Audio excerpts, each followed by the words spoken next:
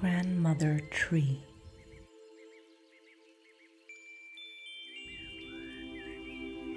She knows things, and just one look at her and you know she knows. She'll take your breath away so she can return it to you fuller than you gave it to her. She holds wisdom more ancient than your soul, and truth more beautiful than a new beginning.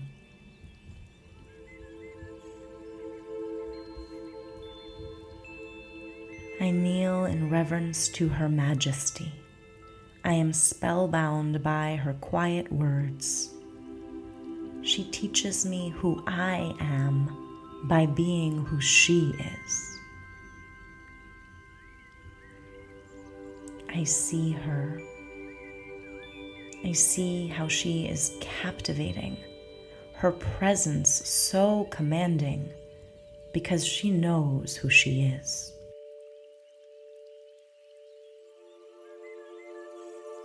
She'll tell you her secrets if you tell her yours. With a gentle gaze upon your skin, you can't help but offer up your longings, the places where you belong and can remember. She whispers to you of pure beauty, immanence woven into her song of silence.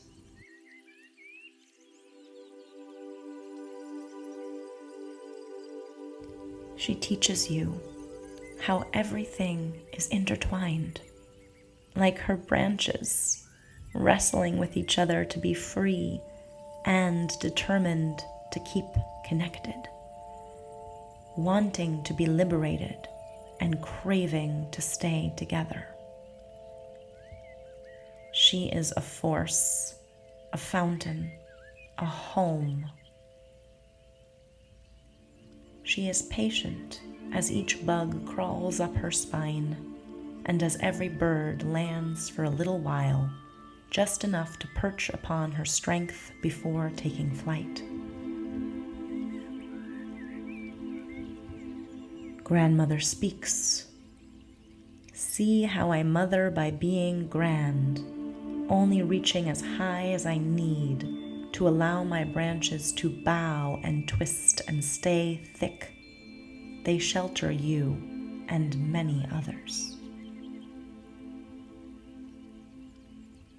There is no choice for Grandmother Tree except to pour forth her wisdom, her knowledge, her comforting knowing, her established becoming. She shows me how being a creature of grace, how being a mother and a grand one is all connected to her ability to hold both. She is majestic, so you know her, and she listens, so she knows you.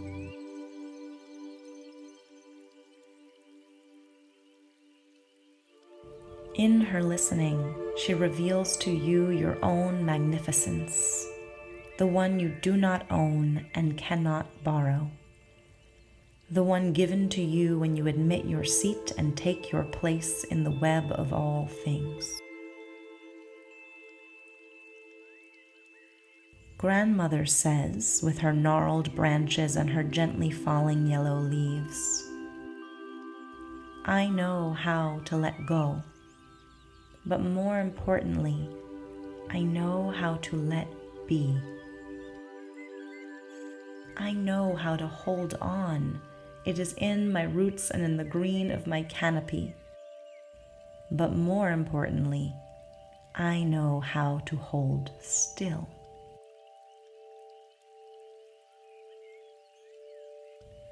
She is so still and so alive in her stillness.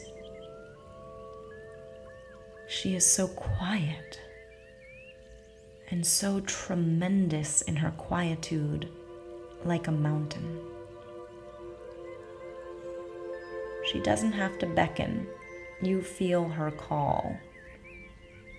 She isn't here to serve you, but she does.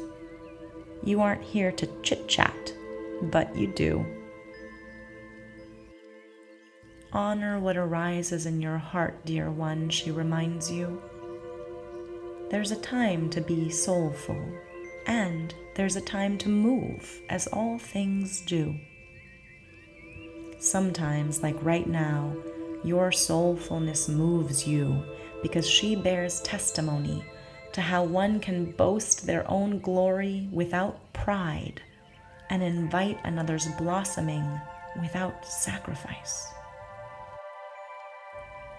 She is not a bit less than she should be. She would not dare take up less space. But in taking hers, she also gives you yours. Grandmother is not like anyone you know. She has the whole world inside, and she reveals that enormity to you in a way that does not overwhelm, but does move everything irrelevant out of the way. She is just here and nowhere else, and that is everything. She is everything. You, in her eyes, are everything. So take your shoes off to feel the soil she breathes. Bask under her loving branches.